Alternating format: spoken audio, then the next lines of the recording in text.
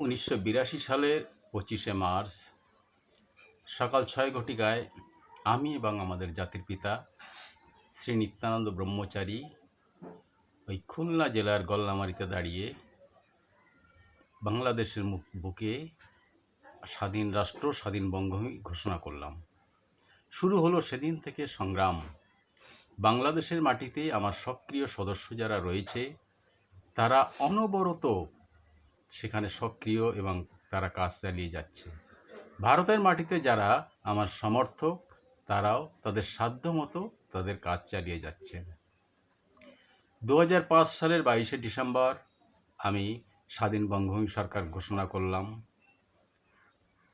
বিশ্বের স্বীকৃতিও পেলাম।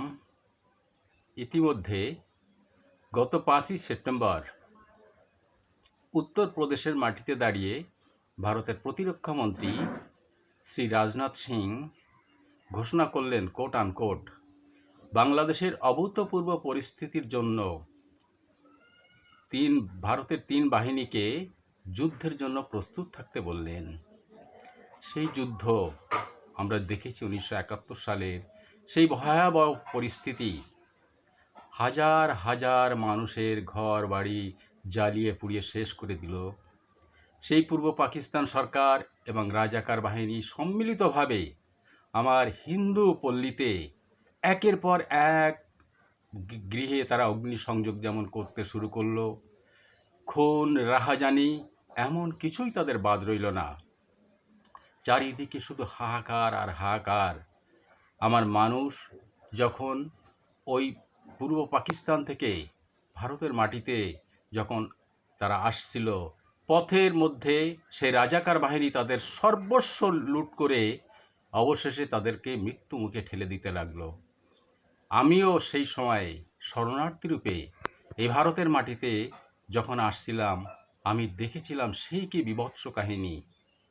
নৌকায় করে যখন আসছি তখন দেখলাম একটা শিশুকেও যেন কোনো প্রকার শব্দ না করে তার জন্য সবাই সচেষ্ট হয়ে রইল। কেন?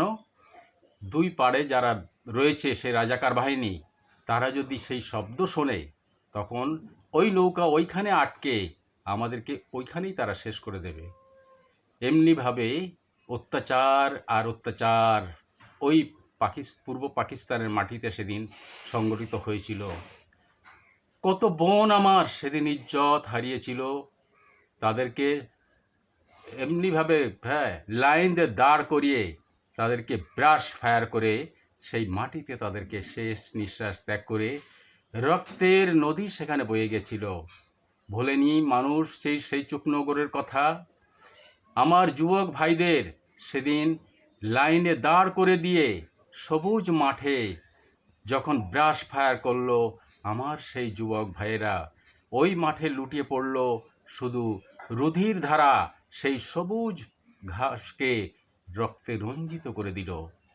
এমনিভাবে 1971 সালে যখন অত্যাচার ওদিকে সংগঠিত হচ্ছে, আজও সেই 26,000 ভারতীয় নওজওয়ানের তাজা রক্ত ওই বাংলাদেশের মাটিতে শুকায়নি। সেই 26,000 জওয়ান যারা ওই বাংলাদেশকে স্বাধীনতার জন্য তারা এগিয়ে গিয়েছিল কদমে কদমে, তারা পিছনের দিকে কখনো তাকায়নি, জীবনের মায়া তারা করেনি। জীবন দিয়েছিল কেন? একটি মানবিক রাষ্ট্র গড়ার জন্য।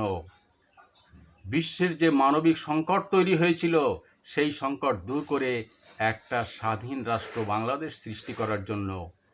আজও সেই নওজওয়ানের পরিবার তারা সেই মৃত্যু বার্ষিকীতে আজও এই ভারতবর্ষের দিকে তারা মোমবাতি প্রজ্বলন করে। তেমনি একটি ভয়ঙ্কর পরিস্থিতির আমি চাই না আর পুনরাবৃত্তি।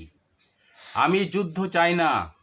আমি চাই রাষ্ট্রসংঘের শান্তি বাহিনী অবিলম্বে বাংলাদেশের মাটিতে মোতায়েন করা হোক এবং রাষ্ট্রসংঘের শান্তি বাহিনীর উপস্থিতিতে রাষ্ট্রসংঘ বাংলাদেশকে 2 ভাগ করে বাংলাদেশ এবং স্বাধীন বঙ্গভূমি দুটি রাষ্ট্র তারা আনুষ্ঠানিকভাবে ঘোষণা করুক। এবং আমি চাই স্বাধীন বঙ্গভূমির শাসনভার রাষ্ট্রসংঘই আমার হাতে তুলে দিক।